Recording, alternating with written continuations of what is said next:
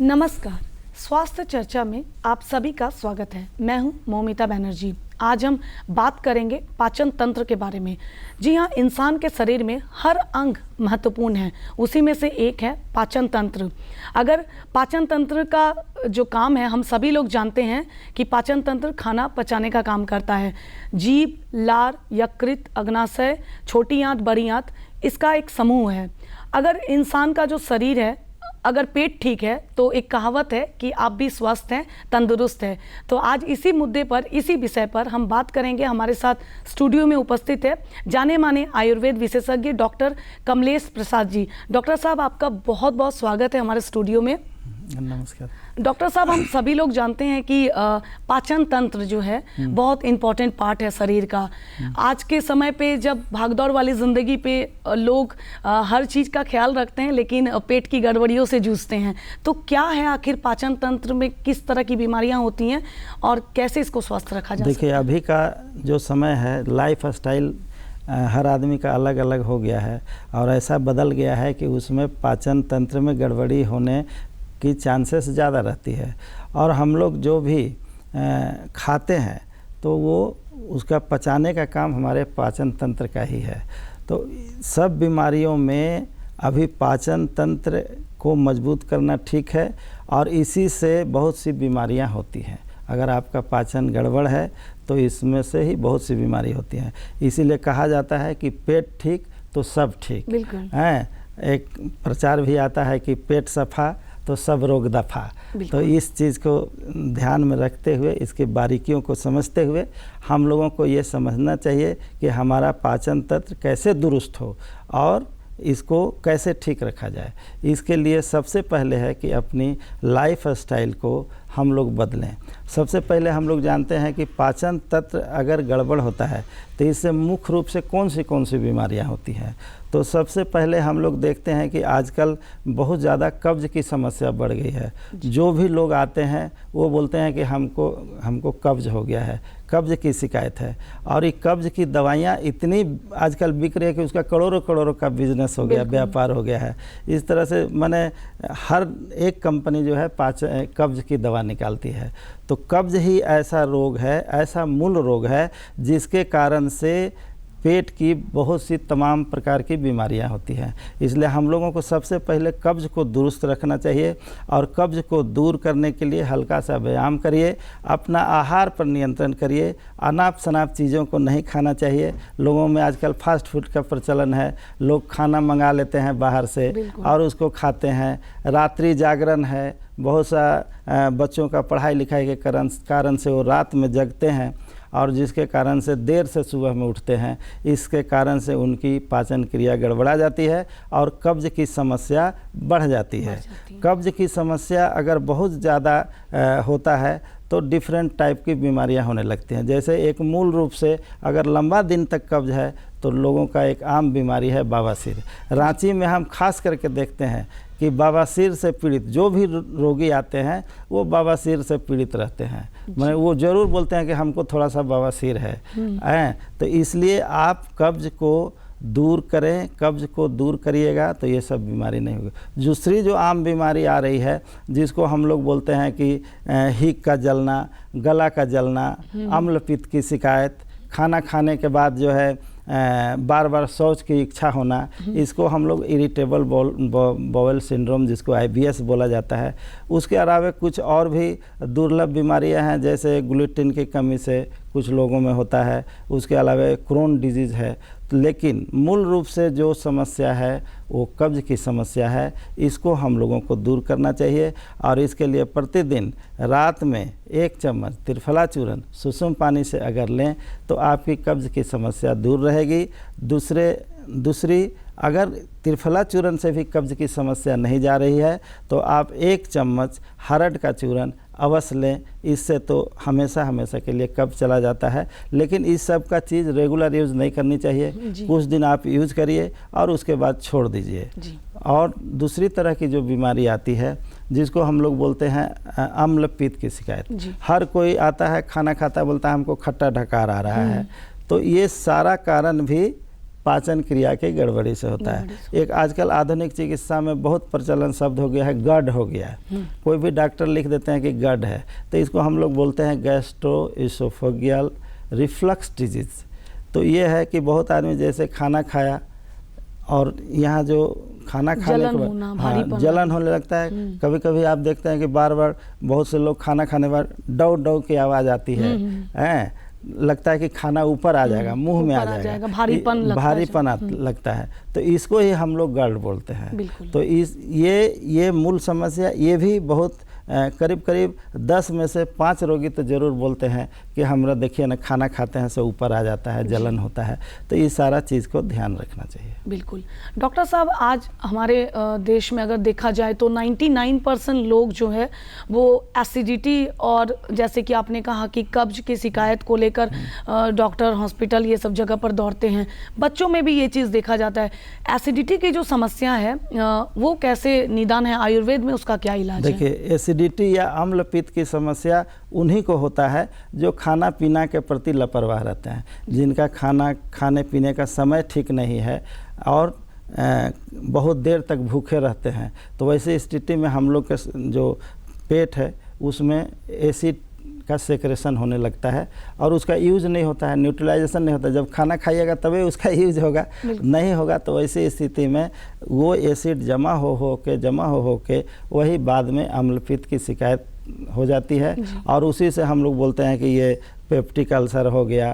तो इस तरह से तो उसमें है कि बार बार उसमें डकारे आएगी, जलन होगा, भूख की कमी रहेगी, कब्ज की शिकायत रहेगी। लोगों को बोलते हैं कि ये, हम लोग बोलते हैं कि ये पित्त बढ़ गया। तो पित्त बढ़ गया तो किसी किसी को वोमिटिंग भी होता है। जैसे खाना खाने के बाद खाना पचेगा नहीं, रोज़ वोमिटिंग हो जाएगा। वैसे स्थिति में रात का नींद भी हराम हो जाता है। तो इसलिए अम्ल पित्त का जो मूल लक्षण है उसको हम लोग खाना पीना से ही नियमित कर सकते हैं। हमेशा सादा खाना खाइए। जिनको अम्ल पित्त की शिकायत है उनको सादा खाना खाना चाहिए और अनाप शनाप मसालेदार भोजन से बचिए और सुबह में फ्रूट वगैरह ले सकते हैं। इनको हम लोग बोलते हैं कि फुलाया हुआ चना या फुलाया हुआ मूंग नहीं ले। उसका कारण है कि इनका पाचन क्रिया गड़बड़ा जाता है, जिससे वो पचने में देर होता है तो और भी एसिड बनता है। इसलिए ये खाना हमेशा बना हुआ पकाया हुआ खाना ले और समय से खाना ले। बहुत से महिलाओं में हम आम समस्या देख रहे हैं जिनको अम्लपित्त की शिकायत या एसिडिटी की शिकायत होती है। एक तो जो कॉरपोरेट में काम करते हैं, ऑफिस में काम करते हैं, तो उनका समय भी निश्चित नहीं रहता है खान पान का। दूसरे कुछ घरेलू महिलाओं में भी हम देखते हैं कि बहुत से लोग पूजा पाठ में व्यस्त रहती हैं। तो इसके कारण से 10 बजे, 11 बजे, 12 बजे के बाद वो नाश्ता करती है। तो वैसी स्थिति में उनको ये शिकायत हो जाता है, अम्लपित्त की शिकायत हो जाती है, एसिडिटी हो जाती है, जलन होने लगती है।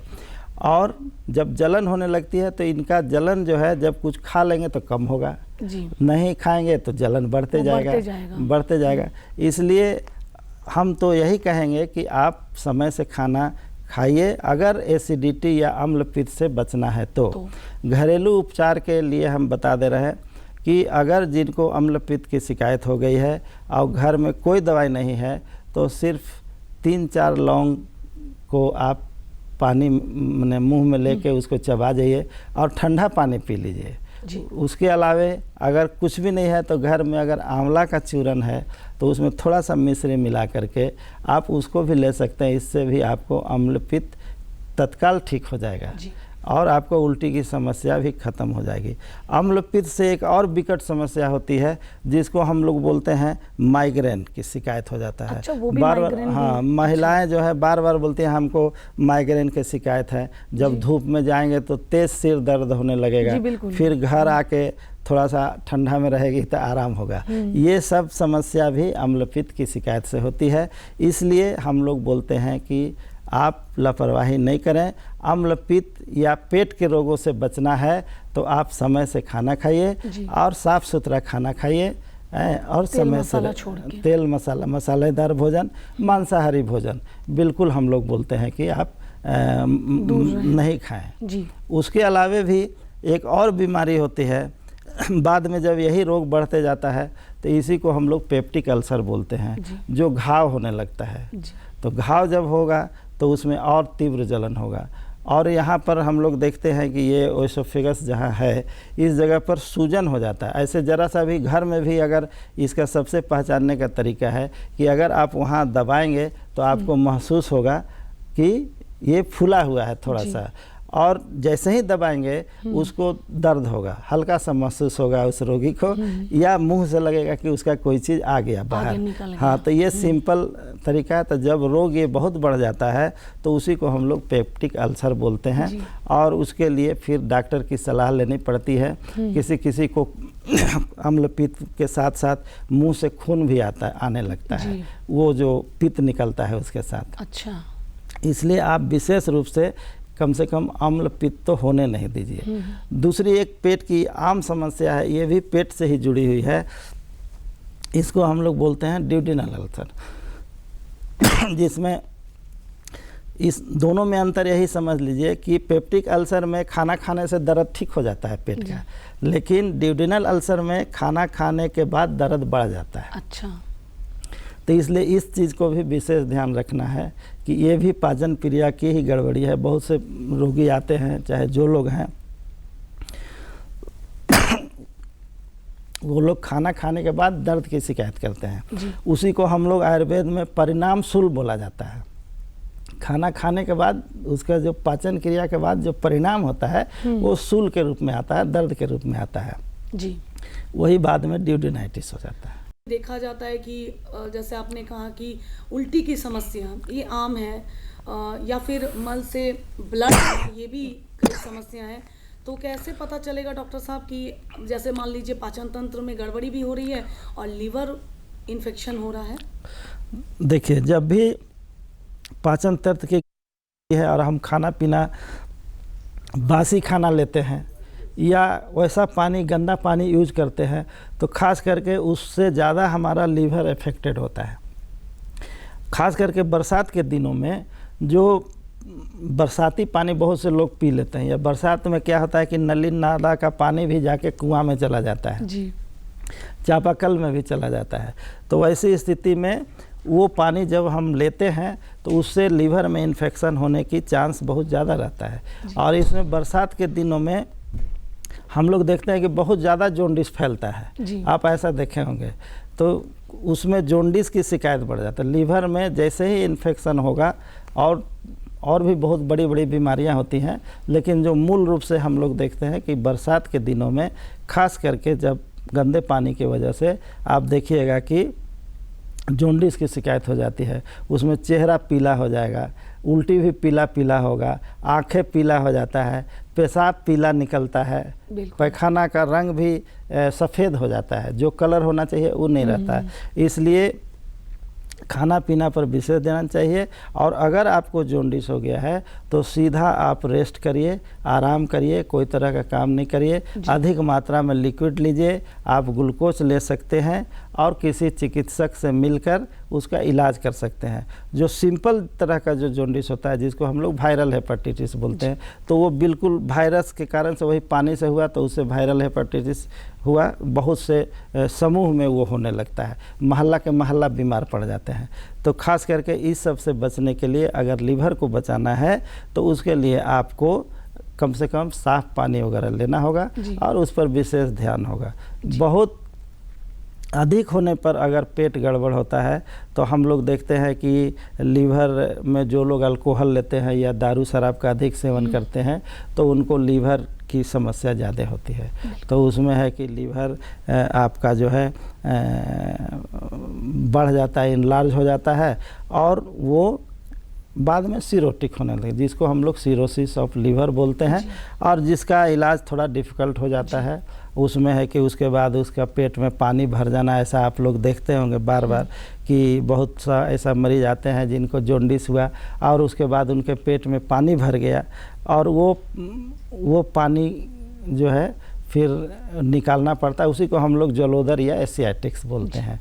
तो इस सारा चीज़ को ध्यान रखने के लिए ध्यान रखना चाहिए, इससे ही हमारा पाचन तंत्र सुदृढ़ रहेगा और अच्छा रहेगा। इसलिए बहुत बारीकियों से हर चीज़ का ध्यान रख के और हमारे पाचन तंत्र का ख्याल रखना चाहिए। बिल्कुल।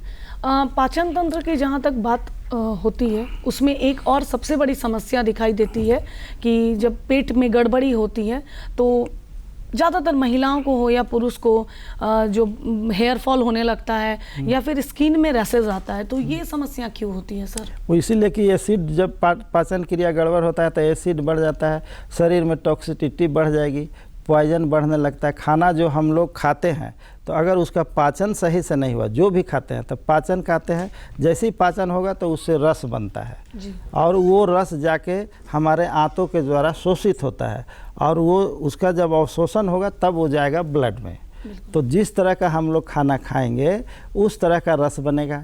अगर पाचन सही नहीं है तो उसी तरह से रस बनेगा और वो आंतों से शोषित होकर के आप धीरे धीरे वो जोड़ों में, संधियों में जाके जमा होते हैं, स्किन में, इस तरह से इन्फेक्टेड होने लगते हैं। और पाचन क्रिया जब गड़बड़ी रहेगी तो खाना से जो हम लोग को न्यूट्रिएंट मिलना चाहिए, जो विटामिन वगैरह है, जो कैल्शियम है, वो नहीं मिलता है, जिसके बहुत से एंटीऑक्सीडेंट की कमी हो जाती है, जिसके चलते बाल की समस्या भी हो जाती है, उनके आँखों की समस्या हो जाती है, उनका अधिक पित्त बढ़ जाने से चेहरा ड्राई रहता है, लालिमा लिए होता है और उनको चिड़चिड़ापन महसूस होता है, लड़ाई भड़ाई करने का मन करने लगता है। मतलब ऐसा भी होता है उससे। तो लड़ाई भड़ाई भी करने का मन करता है। तो बहुत सा इसी से बहुत सा और तरह तरह की बीमारियां पैदा होने लगती है। इसलिए विशेष रूप से हम लोगों को पाचन तंत्र का ध्यान रखना चाहिए और अपन पाचन क्रिया को, अपने पाचन सिस्टम को मजबूत करिए। इससे है कि आपका बहुत सा लाभ होगा। बिल्कुल। अब हम लोग आगे भी बढ़ेंगे और भी बहुत सारा सवाल है जो डॉक्टर साहब से हम लोग करने वाले हैं, लेकिन हमारे जो दर्शक है जो इस कार्यक्रम को देख रहे हैं उन सभी लोगों से मैं कहना चाहूँगी कि आप भी घर में अगर आसपास कॉपी या पेंसिल हो तो ज़रूर से ज़रूर लिख ले अभी, क्योंकि डॉक्टर साहब से मैं पूछने भी वाली हूँ कि आप घर पे जो रेगुलर यूज़ कर रहे हैं, जैसे हम लोग घरेलू सामान जो यूज़ करते हैं खाने पीने का, उसी से आप खुद का भी इलाज कर सकते हैं, बहुत इजी तरीके से कर सकते हैं। जैसे कि डॉक्टर साहब ने कहा कि आप 4 या 5 लौंग अगर चबाते हैं और ठंडा पानी पी लेते हैं तो आपको बहुत देर तक जो है एसिडिटी से राहत मिल सकता है।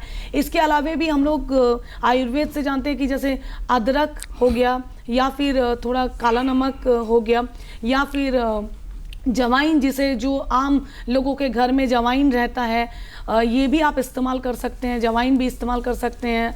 इसके अलावा आप चूरन बनाकर, जैसे कि उसमें अदरक, लौंग, थोड़ी सी दालचीनी, ये सब भी इस्तेमाल इजीली घर पे कर सकते हैं। डॉक्टर साहब पूरी जानकारी देंगे, इसके लिए मैं दर्शकों से रिक्वेस्ट करूँगी कि आप प्लीज़ थोड़ा सा लिख लीजिएगा। डॉक्टर साहब, जैसे कि हम लोग जानते हैं जो भूख नहीं लगना होता है, जैसे पेट का अगर गड़बड़ी हुआ तो आपने कहा चिड़चिड़े भी हो जाते हैं और लोग मारपीट पर उतारू हो जाते हैं। ये मैंने पहली बार ये चीज़ सुना।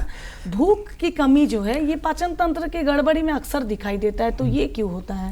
देखिए, भूख की गड़बड़ी या एनोरेक्सिया इसको हम लोग बोलते हैं, तो इसमें अक्सरहा हो जाता है। तो इसके लिए सबसे घरेलू उपचार जो हम बता रहे हैं कि एक होता है त्रिकटु। त्रिकटु हुआ काली मिर्च, लौंग और अदरक। अगर ये तीनों को सुखाकर आप पाउडर बना के रखें तो इसको, ये सबसे बहुत प्रसिद्ध दवाई है घर में। तो ये पाचन क्रिया को भी दुरुस्त करता है, उसके अलावे आपको भूख बढ़ाता है और पचाने में बहुत हेल्प करता है। उसके अलावे ये बहुत सी बीमारियों को भी दूर करता है, जैसे हमारा इम्यूनिटी पावर बढ़ाता है, सर्दी खांसी को भी दूर करता है, जोड़ों का दर्द जो होता है, गठिया, इसको भी दूर करता है। तो इसको आप अगर थोड़ी थोड़ी मात्रा में मिला करके घर में रख लें तो आप त्रिकटु का चूरन बाज़ार में भी मिलता है, या त्रिकटु का टैबलेट भी आजकल हिमालय कंपनी वगैरह बहुत सी कंपनियां बनाई हैं, वो सिरप भी बनाई है। तो सिरप का तो बहुत अच्छा टेस्ट रहता है, तो बहुत से लोग बच्चे भी ले लेते हैं। इसलिए जिनको पाचन क्रिया में गड़बड़ी है और इनडाइजेशन की समस्या है, भूख नहीं लग रही है, वैसी स्थिति में आप घर में रखे रहिए त्रिकटु चूरन, और इस त्रिकटु चूरन को आप जो है ले सकते हैं मधु से। उसके अलावे और अगर भूख बढ़ाना है तो 1 चम्मच हल्दी, 1 चम्मच हल्दी को 6 चम्मच मधु में मिला करके, और उसको थोड़ी थोड़ी मात्रा में अगर आप दिन भर लें तो पेट में जो हम लोग का इन्फेक्शन होता है, बहुत सा तरह का संक्रमण होता है बरसातों में, ये नहीं होगा, और इससे आपका खाना भी पचेगा बढ़िया से और आपका इम्यूनिटी पावर भी बनेगा। बच्चों को भी आप इसको दे सकते हैं। बहुत से बच्चों में या पेट में देखते हैं कि कीड़े की शिकायत हो जाती है, और कीड़े के शिकायत के कारण से भी उल्टी होता है, पाचन क्रिया बढ़ता है, पतला पैखाना होने लगता है। वैसी स्थिति में घरेलू में थोड़ा सा हींग, थोड़ी सी हींग को, बिल्कुल सरसों के दाना इतना हींग को अगर प्रतिदिन अपने बच्चों को दें, या अपने खाना में, अपना सब्जी में भी उसका प्रयोग करें, दाल में प्रयोग करें, तो आपका पेट पाचन क्रिया बहुत ठीक रहेगा और किसी तरह की गैस की समस्या नहीं होगी। इसलिए छोटी छोटी घरेलू चीज़ है, जैसे अम्ल पित्त की अगर बहुत ज़्यादा शिकायत है, एसिडिटी है, तो सौंठ का प्रयोग किया जाता है। सौंठ को हरे, बहेरा, आंवला जो त्रिफला रहता है, उसको आप त्रिफला को ले आइए और त्रिफला में थोड़ा सा सौंठ मिला दीजिए और थोड़ा सा मिश्री मिला दीजिए, और उसको मिला के अगर प्रतिदिन आप 1 चम्मच सुबह शाम लेते हैं तो इससे आपका एसिडिटी की समस्या दूर हो जाएगी, अम्ल पित्त की समस्या दूर हो जाएगी, कब्ज भी दूर होगा। क्योंकि बना बनाया बाज़ार में इसी फार्मूला का एक आता है अविपत्तिकर चूरन, जिसको आप कहीं से खरीद सकते हैं, कहीं से ले सकते हैं, किसी कंपनी का ले सकते हैं। इसको आप घर में बराबर रखिए, और खाना खाने के बाद अगर जिनको अम्ल पित्त की शिकायत है, भूख नहीं लगती है, कब्ज होता है, वैसी स्थिति में आप 1 चम्मच प्रतिदिन ठंडा पानी से ले। एक चीज़ और बात बता दे रहे हैं, ध्यान रखने की बात है कि बहुत से लोगों जो है पेट में जब दर्द होता है या कोई गड़बड़ी होती है तो गर्म पानी लेने शुरू कर देते हैं, तो इससे और अम्ल पित्त की समस्या बढ़ती है। इससे और पेप्टिक जो ये पेट की जो समस्या है, एसिडिटी की समस्या है, वो बढ़ेगी। इसलिए कभी भी आप जो है गर्म पानी का प्रयोग नहीं करें जिनको अगर एसिडिटी या अम्ल पित्त की शिकायत है तो, या जिनको बार बार उल्टी हो रहा है। तो हम लोग सीधा सीधी बोलते हैं कि अगर बहुत ज़्यादा एसिडिटी है और पुराना है तो कोल्ड मिल्क देने का प्रचलन है। तो उनको हम लोग बोलते हैं कि आप फ्रिज में सुबह में दूध रख दीजिए जहाँ सब्जियां रखते हैं, और वो ठंडा रहेगा, और 4 बजे भोर में आप उठ के पी लीजिए। हल्का सा आप उसमें मिश्री भी डाल सकते हैं, नहीं तो प्लेन दूध ले सकते हैं। इससे आपको एसिडिटी में भी राहत होगी और पेप्टिक अल्सर में भी फायदा होगा।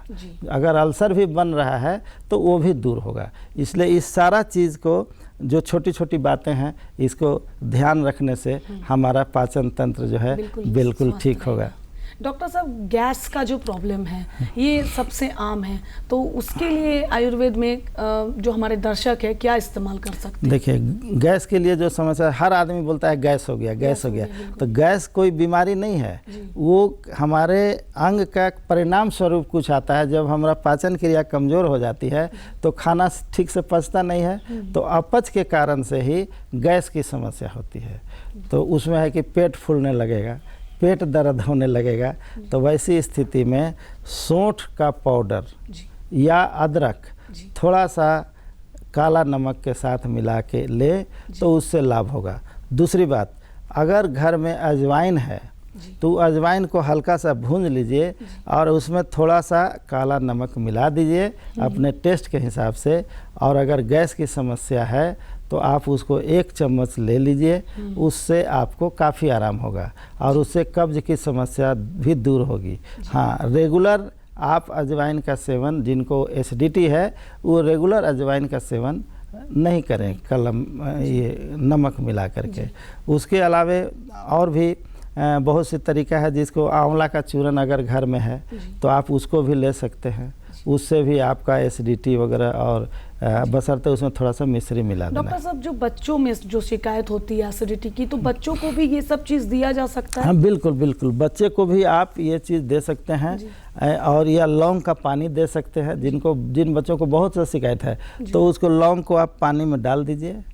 और अगर पित्त पपड़ा बाज़ार में मिलता है तो बहुत लोगों को पित्त पपड़ा वगैरह समझ में नहीं आता है, तो इसलिए खाली आप लौंग के पानी को, लौंग को अगर रात भर डाल दीजिए और सुबह में बच्चों में आधा चम्मच उनको दे दीजिए तो आपको एसिडिटी में आराम होगा। बहुत से बच्चे को देखते हैं कि गैस की समस्या है, पेट फूल जाता है, तो ऐसी स्थिति में कुछ नहीं करिए, बस सरसों के दाने के बराबर थोड़ा सा पानी में घोल के आप हींग दे दीजिए।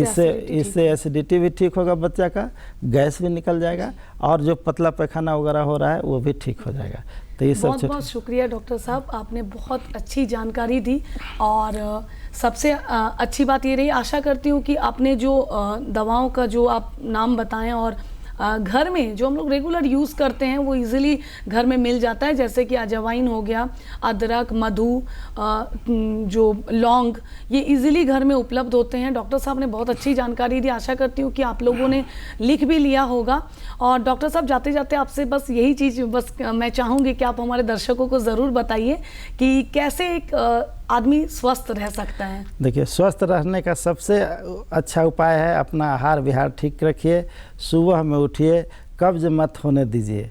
कब्ज के लिए आप अगर नहीं है तो कोई दवा लीजिए जो हम बताए हैं, उसको आप ले सकते हैं। सिंपल त्रिफला चूर्ण ले सकते हैं। खाना पीना पर विशेष ध्यान रखिए और हमेशा पौष्टिक खाना खाइए। फलहार साग सब्जियों का आप अधिक प्रयोग करिए, इससे आपको पाचन क्रिया दुरुस्त रहेगी। बहुत बहुत शुक्रिया डॉक्टर साहब। और जैसे कि सर ने कहा कि आपको एकदम स्वस्थ रहना है, अपने पेट को स्वस्थ रखना है, खुद को तंदुरुस्त रखना है, तो आपको नियमित रूप से व्यायाम भी करना होगा और खान पान पर विशेष ध्यान देना होगा। इसके लिए आप ढके हुए खाने खाएं, मसालेदार खाना ना खाएं और अपने पेट को बिल्कुल स्वस्थ रखें। नमस्कार। नमस्कार।